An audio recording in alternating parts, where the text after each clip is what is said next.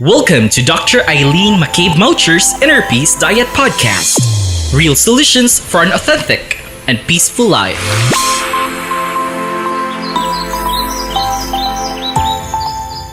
Hi there, welcome to the Innerpeace Diet Podcast. My name is Dr. Aileen McCabe-Moucher and I am your host. I am a licensed psychotherapist, clinical social worker, college professor, and author of the book, The Innerpeace Diet. But most importantly, I am a human being just like you, trying my best to live a healthy and peaceful lifestyle during these chaotic and uncertain times that we find ourselves living in. So the purpose of this podcast is to bring you some authentic and effective stress management and self-care tools that you can use in your own life to reduce your stress and lead a more peaceful and joyful lifestyle.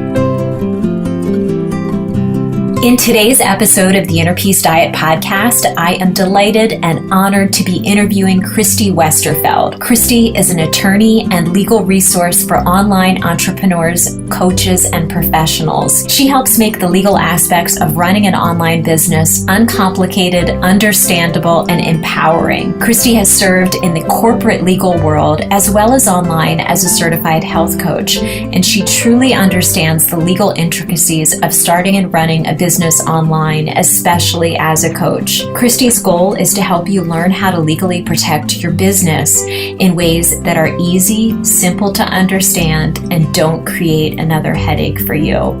Christy's done some amazing work for me in my business, and she offers some absolute gems today in terms of how you can care for yourself legally, as well as some other really tangible strategies that I know you're going to enjoy hearing about.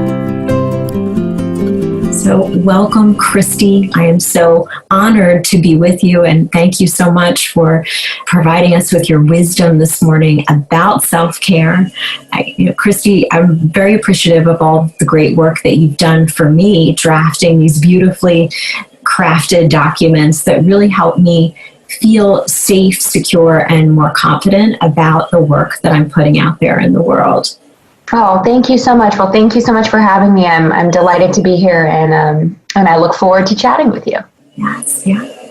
So tell me about the topic of self-care. You know, it's a buzzword sort of these days that we're hearing everywhere, right? Mm-hmm. I'd love to know what self-care means to you, keeping in mind that you are a very busy professional and individual. You know, you're not only an attorney, but you're also a yoga practitioner and a certified health coach. Businesswoman. You've got all kinds of things going on. So I'd love to hear about how you define self-care. Yeah, I think, first of all, this is a great question. I think it's probably something I didn't even think about until recently, because in your career, you're in school and then you're thinking about kind of moving from one thing to the next, and you kind of forget the importance of taking care of yourself too. You're thinking about hitting certain goals or certain achievements. And I think it's so easy to lose sight of kind of the bigger picture and really the purpose of all of it, and so to me, self-care could mean a lot of things really, but I like to think of it really overall as just kind of following your intuition and following what you want to do, not being afraid to say no to people, not being afraid to say no to opportunities that don't feel right. And I think even though kind of we think of self-care in terms of fitness sometimes and exercise and things like that, I think there's kind of a mental element of self-care as well when we kind of protect what we want in that sense. So not necessarily just a career, but when we start to think about what we want out of life and what we want certainly with a career, and then how we want to mix in spending time with family, friends, even what city we want to live in, any things like that, I think would be how I define self-care. Recently I moved, I live in Orange County, and it's not very far from the beach where we live, which I feel very fortunate, but I probably just in the last couple of years started really taking time to actually go to the beach and spend time there, and not be afraid to take an hour or two, out of a busy schedule to really focus, recenter, and just kind of take a break mentally. And I think that's done worlds for me in terms of self-care.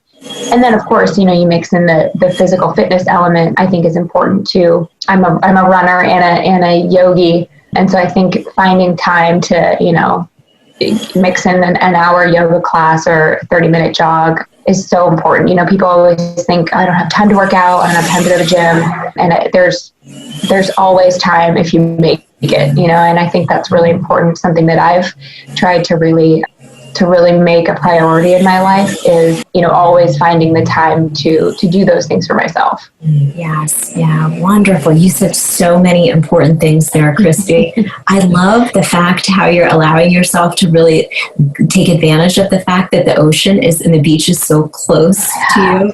I recently moved close to the ocean. I'm in Marmora, New Jersey. So we're just under 2 miles from the ocean.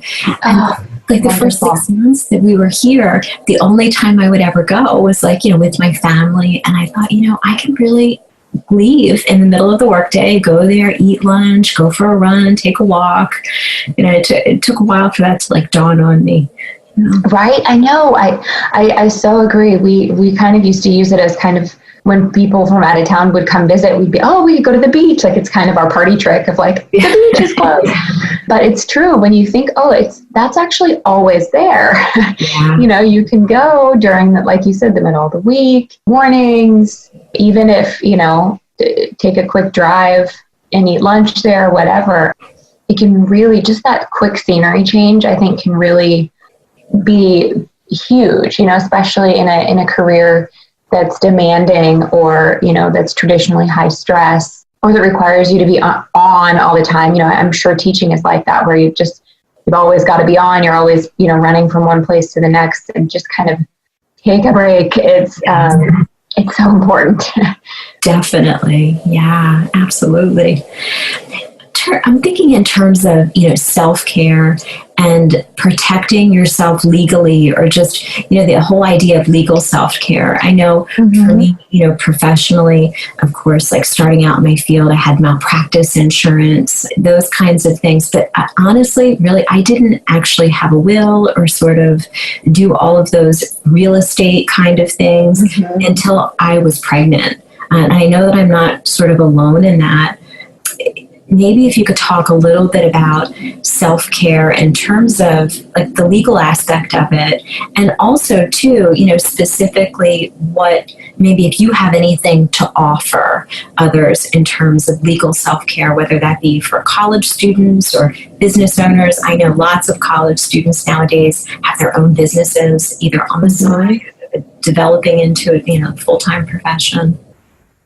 Yeah, I think, first of all, to touch on what you said initially, the kind of holistic approach to legal is huge. And I think one that is just starting to emerge in the legal field. So I'm hoping it kind of spreads to people not in the legal field as well. But like you said, the importance of a will, the importance of kind of learning about certain elements of kind of adult life. And, and how, especially when you're thinking about college, I mean, when I was in college, I wasn't thinking about a will. I didn't really think about taxes other than I knew I had to pay them.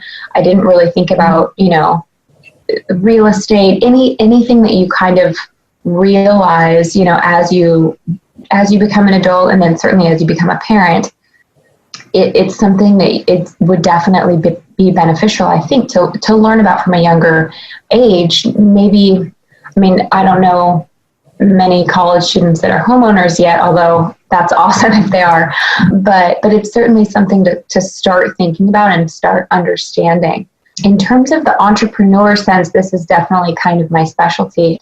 So I probably have more to offer there. But I think for a college student in that beginning space of owning a business, whether it's online or, it probably is going to be some kind of an internet-based business, or even a blog or something where they're generating content for people. Even Etsy businesses, a lot of people do that.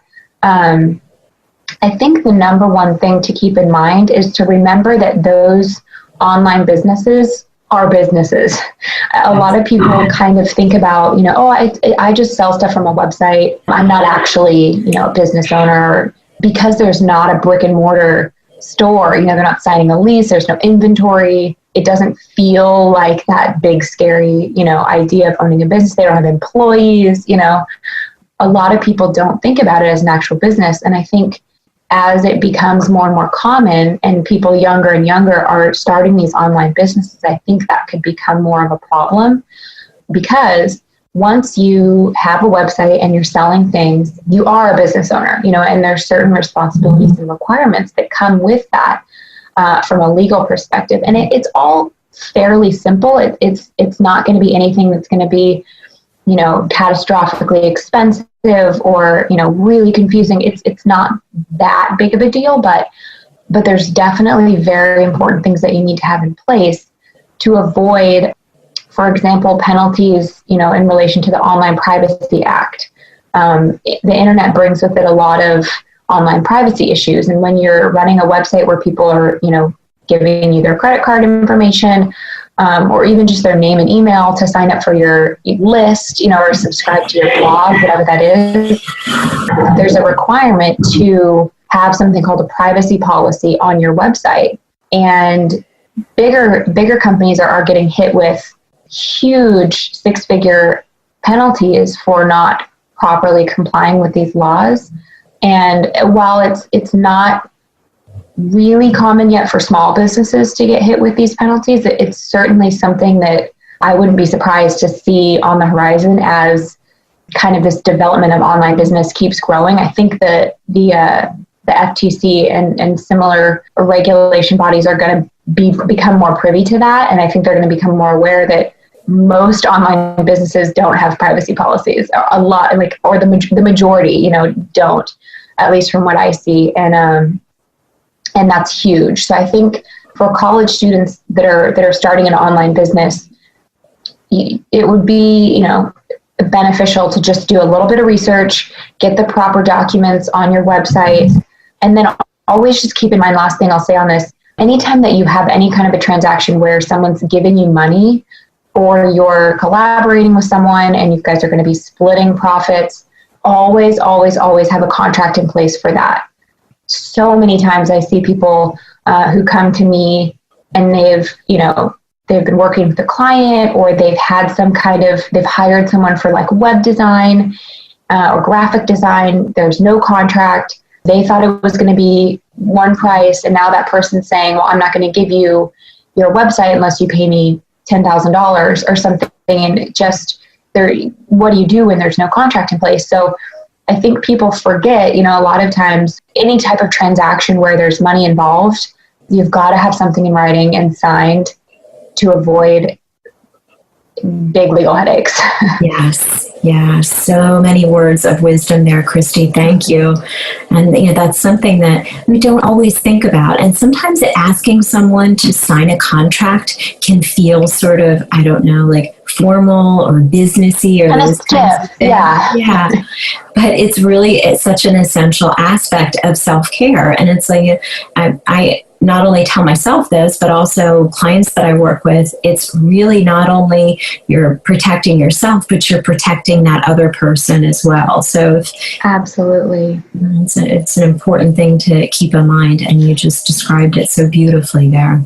Yeah, thank you. Yeah, I think you hit on an important note there, because a lot of people do think, well, I don't want to come off so serious or stiff by making someone sign this big legal document. But you hit the nail on the head that you're not only protecting yourself, but you're protecting them. And I think when it's a well-written contract, you really outline the parameters of the agreement, So, for example, if it's a coaching agreement, in that contract, you're going to include everything that person is getting for the money they're paying you. And so that's really a benefit to them too, that you're holding yourself accountable, that says, here's everything you're going to get for the money that you're paying me. Or, any kind of a business arrangement, it's really beneficial to both parties to outline, this is what you're paying me, this is everything you're getting in return, and mix in any other guarantees or, what happens if you're not satisfied, just kind of all of those typical, ways that a relationship can go south. And you're just preventing most misunderstandings and miscommunications by having that all written beforehand. So it really, coming from an aspect of self-care or an angle of self-care, it's really a stress reducer to have all of that mapped out. You know, you don't have to have that little thought in the back of your mind like, oh, is this going to work? Or is this going to, blow up in my face? Because you've already ironed it out. You've done all the heavy lifting. You and that person, you know what the arrangement is. Everybody's on board. Everyone's on the same page. And you don't have to worry about somebody coming to you a few months later saying, what? I didn't understand this, or I want my money back. You didn't tell me this, or, enter some kind of issue there. But so I think it can really be a huge weight lifted. Yeah, it's such a great peace of mind. And I was just in a classroom and someone was telling a story about an exercise that they gave to their students to do in terms of writing to help them with the writing process. So this professor encouraged both of the students to work in pairs and go into a coffee shop and just sort of dictate or write down different dialogue or like snippets of conversation that they heard. So, they had two students that were sitting, physically in the same spot within close proximity, hearing the same conversation, but their dialogue was just different. Like they heard different things based on the same conversation. And I was thinking like, wow, this is why it's so important, the work that you're doing, Christy, because it's like you have one cohesive document where the boundaries are clear. We're having the same conversation, and then you can have a verbal conversation about it too, right? In terms of a contract, if you want to Sure. Yeah. Changes, but it really gets everybody literally on the same page. Exactly. That's such an interesting experiment too, to have people listen, because it's so true. Two people can hear the same thing, but interpret it so differently. So yeah, I think that's a great point, to really emphasize the importance of contracts. Definitely. I know, and a lot of the earlier work that I did in terms of social work practice, working with families, I'd maybe be working with a family of 6 around a particular issue, whether that was around like divorce or some kind of other childhood trauma. And you'd have siblings that would be talking about the exact same moment, and they would have completely different memories and experiences of the exact same thing. Like for some person it would be happy, another person would be the most tragic or saddest moment of their life.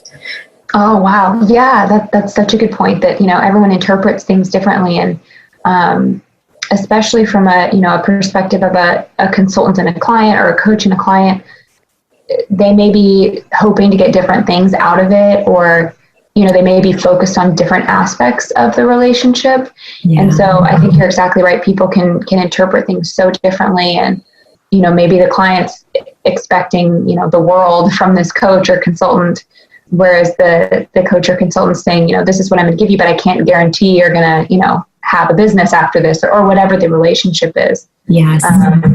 People kind of go into it with different expectations. So I think, having it all mapped out is so important and such a huge stress reliever. Yeah, definitely. As you were talking about, different dynamics that can happen between like client and consultant, I was thinking that sometimes, and I don't know whether it's because of my work or my training, that I'll think back, like sometimes when I'm working with people, almost this like parental dynamic will be taking place, like somebody's reenacting some kind of, whether it's a, parent-child or student-teacher dynamic, and I have to really be aware that, how I'm responding to it. So, absolutely. I'm thinking, back, we think about childhood and how we grow up, different ways that we're socialized to take care of ourselves. I'm wondering if there's anything either that you wish that you learned about self-care or stress management in childhood, or maybe something that you did learn in childhood that's really useful now in terms of your self-care. I think I just would have, I wish that I would have learned how important it is and how necessary it is. I think in a lot of ways that kind of realization of a need for self-care comes traditionally later in life, once you're hopefully in college. I mean, that would be ideal. For me, it was later, kind of in my first high stress job, that I really realized, okay, I need to take a step back here. And so I think if there could be a bigger emphasis on self-care in children, and for me, certainly, I wish that I just would have learned that it was necessary. I grew up doing dance and going to, having dance competitions and stuff. And so, of course, body image and all those things were huge. And I think I think a lot of people, girls especially, as they get to middle school and high school age, start to, really focus on that, aspect of wanting to be liked and wanting to, be thin and wanting to, all of that kind of starts to come into play.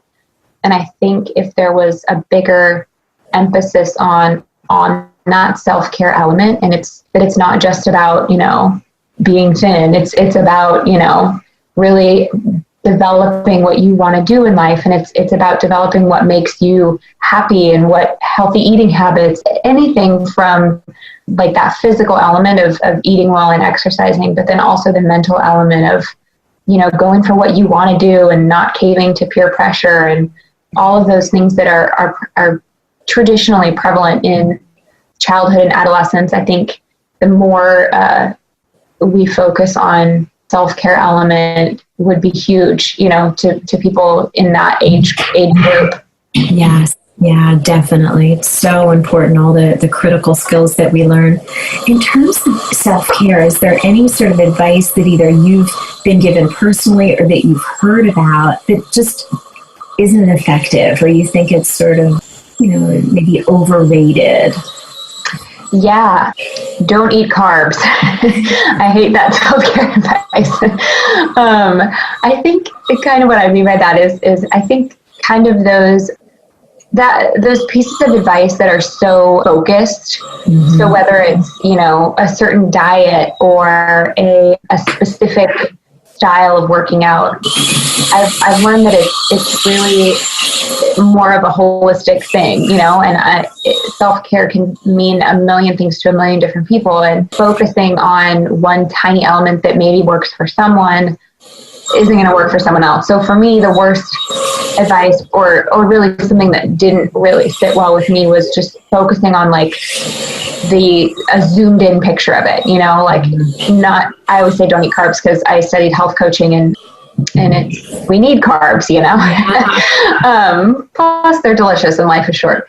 But I think too, it's really, that deprivation element, that you think self-care is, well, I can't have that glass of wine, or I can't have pizza, or what, I can't, whatever. I'm a big believer in, moderation and everything, do what you want, but, of course, follow the rules and don't break the law. But, if it's having an extra slice of pizza, or if it's, skipping a workout one day because you're just really, really not feeling into it, and it doesn't feel like, what you want to do that day, it's okay. It's not, it shouldn't be one more stress element, to whether it's your diet or your fitness or a job, self-care shouldn't contribute to your stress. It should alleviate it. And so I think the element, I guess that what I'm trying to say, the element of self-care where there's added rules, where you're kind of adding rules to your life.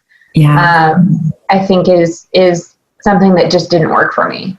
Yeah, I love that, Christy. Oh my gosh, you said so many great things there. And I love that you love carbs too. I do too. You didn't take that bad advice. Yeah, I mean, those restrictive diets just make you sad, and it makes you want the food that much more. So I always feel, my mom always taught me that this, moderation, just have one cookie or, whatever. But the deprivation element, I think, is it's silly. Yeah, and it's so important too. I mean, so much of what you were talking about, I mean, you were just so beautifully saying how important it is for us to tap into our own inner wisdom instead of sort of taking these dogmatic approaches where, it's fine to listen to them, but then really discern, does that work for me? Or, hey, I'm going to have that second slice of pizza. I'm not going to deprive myself. Absolutely. Eat the cupcake. Yeah. But just maybe not 5. Yeah. I feel like I'm constantly in a quest for like the perfect diet, not for me. I feel like I'm sort of in tune with that, but for my family. My husband does not eat carbs. He's just not a carb eater. It doesn't work for him personally. So he eats lots of meat. I'm vegan. My mother recently moved in with us. She's diabetic, so I have to be really mindful of carbs when I'm making a meal for her. And our daughter has a peanut and a tree nut allergy. So it's really it's very doable, but it's some nights it's sort of mind-blowing coming up with things that are new, despite my husband being a chef and having experience working in food service, and he actually does that for a living and develops menus and things like that. Oh, cool. Yeah. It's so important, if any one of us were sort of to follow a rule book, like we'd be in real trouble real quickly, to try to eat something as a family. That's a good point. I know it is hard to kind of come up with innovative ways, or innovative recipes, while still staying healthy. And, it's not just a salad again, it's you can kind of experiment with new things. I'm kind of in that boat. I have a 3-month-old. And so now we're in that space where it's, okay, what can we do in 5 minutes or less? That's not, takeout, or it's healthy. You can eat it with one hand because you're holding a baby, or, whatever. I've become a big fan of the wrap or burrito, something that you can make really quickly, that's still healthy. So yeah, I think keeping things, innovative and finding, creative ways to be healthy is important. Absolutely. A 3-month-old. Congratulations, Christy. Wow. Thank you. I know, he's a cutie. Oh, so sweet. It's definitely, hey, there's an element of self-care, right? When you're not getting sleep and your life is dedicated to another tiny person, it's important to remember, to take a minute for yourself. Absolutely. It's such a big shift and so important, especially, if you're still on that schedule where you're waking up every, 2 hours or so at night. Yes, thankfully he's a pretty good sleeper. So I'm getting kind of a 5-6 hour stretch. Great. Yes. But he hates naps. So we kind of work on how we're working on naps right now, and I'm hoping the nighttime sleep continues. But yeah, I think too, it's also an exercise in kind of eliminating control, especially with a newborn. Like, I'm traditionally very type A and I like to have a schedule, and you can't when you have a newborn. We try, we think, okay, we're going to feed him every 3 hours, and then here's when we're going to have nap time. And he's laughing at me. I can tell, because he's like, lady, I'm going to do what I want when I want. Yeah. So it's definitely a big lesson for me to kind of slow down and, appreciate and enjoy this tiny person. Yes. Oh, I'm so glad that you're able to do that. You look so amazing. You're so articulate. I'm just thinking, when my daughter was 3 months old, I don't think I'd be able to do this interview. So there are definitely times. What I say is the goal, right? There's definitely days where I'm sitting here texting my husband saying, come home, I can't do this. Yes. But we take it all in stride, and every day is a new opportunity to get that nap in. Yeah, that's right. And that's reality. And it's so great to ask for help. I'm glad that you talked about that text message that you sent to your husband, because so many of us feel like we have to do it alone, so it's great to have the support. Definitely. Yeah, I'm learning you can't do it alone. I tried in the beginning, was like, okay, I'm going to handle this. He's going to work. I'm going to work from home, and it's going to be totally easy and doable. And no. Yeah. most days he gets home and I'm still like, mentally it's still 8 a.m. I'm like, I have all this stuff to do. And then he comes home and I'm like, I didn't do anything. Yeah. But we just, like I talked about, it's much easier said than done. But I think working on just appreciating the moments, enjoying being a mom, and just really letting it all go, right? Yeah, that's right. Oh my gosh, Christy, you've shared so many great things with us so far. Oh, thank you. Is there anything that you haven't said about self-care that you think is really important for people to know about? I think one kind of misconception or something that I would really think it's important for people to know is that when we're talking about this element of self-care from an exercise perspective or a nutrition perspective, it doesn't have to be expensive. I think a lot of people say that they can't, or they think, they can't achieve a certain level of fitness or wellness because they can't afford, the pricey membership to a gym, or they can't shop at Whole Foods because that's expensive. And I think it's a common misconception that I've kind of encountered, and definitely in myself too. I mean, you see all these fun workout classes that are $30 a class or something, and how fun. They're lots of fun, but especially for college students or, young adults that are just getting started, you don't really have a budget like that for Pilates or kickboxing or, things like that that are amazing. And so I think it just all starts with, it can be as easy as going out on a jog or taking a bath or just, sitting by the beach like we talked about, or, there's a lot of ways to incorporate self-care that are 100% free.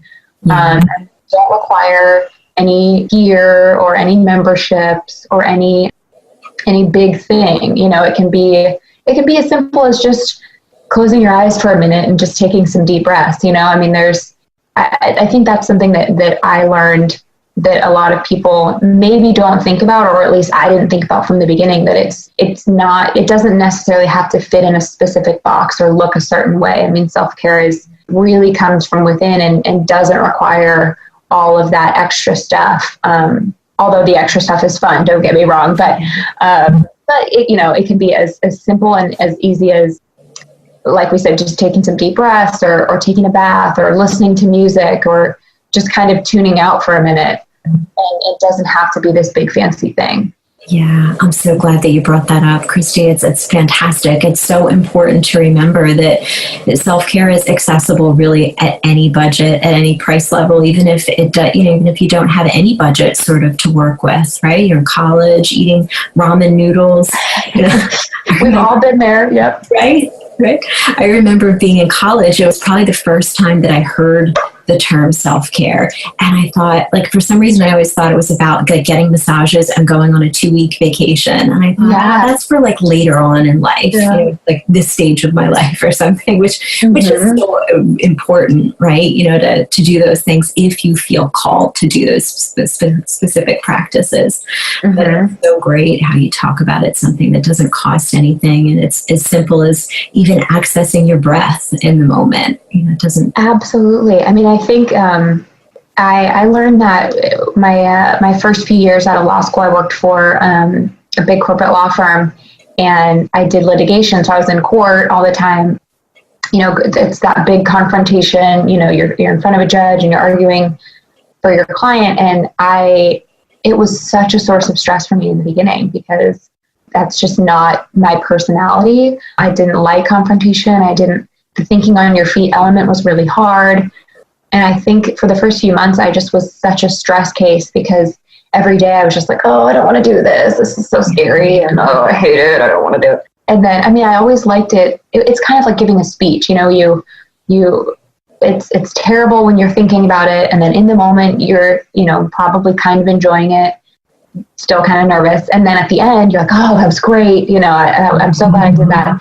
And so I think too, I in that time frame of my life, I definitely learned about the power of just taking a deep breath and just removing yourself from this stressful situation and just kind of having that pause, because it's so easy to get caught up in a job like that, or, the stress of anything, in a big exam in college or law school or grad school, the bar exam, or any type of big, important test that you're thinking, oh my gosh, my whole life literally depends on what I do in the next 3 hours. That's a big deal, for someone who's in college or a young adult. And so I think just having the ability to kind of remove yourself from that moment and just think, okay, this isn't going to kill me. I'm not going to die. this is something I actually want to do, whether it's an exam or a speech or whatever the stressful event is, and just kind of reframe it in your mind as something that's not awful. Or I've heard people say too, to kind of go to that place of what's the worst that could happen, and you think, okay, I'm giving a speech. The worst thing that could happen is I trip, or I forget what I'm going to say. Or, if I'm taking a big exam, the worst thing that happens is I don't do as well as I wanted to.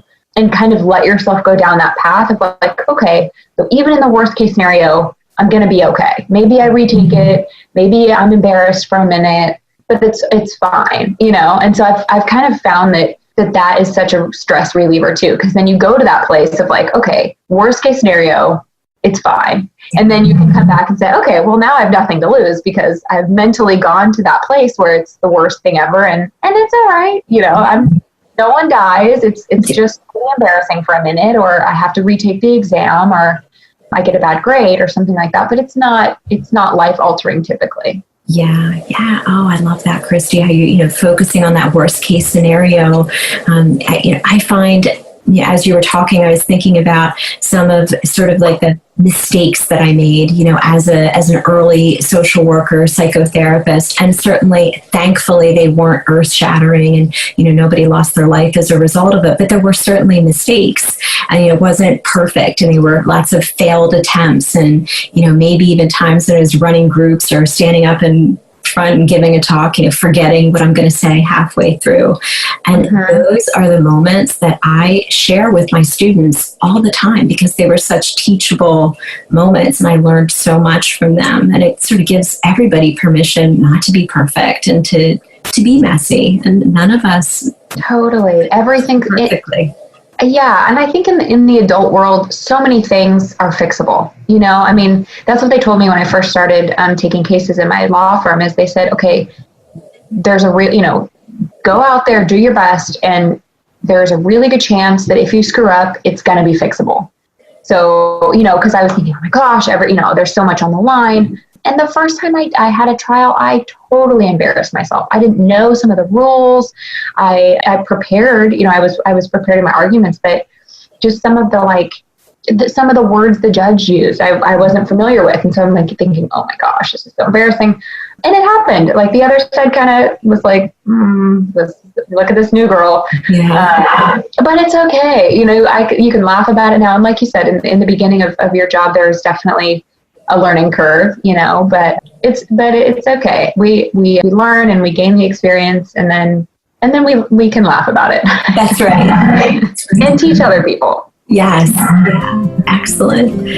Christy, thank you so much for all of the wisdom that you shared with us today. I really appreciate you being here and giving us all of this great information.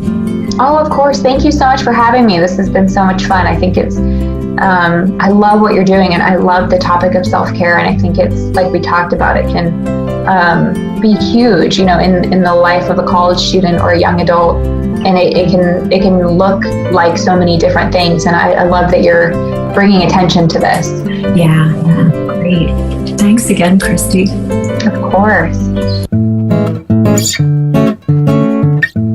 Please visit www.theinnerpeacediet.com to enroll in Dr. Aileen's free online course. 3 days to a more peaceful life.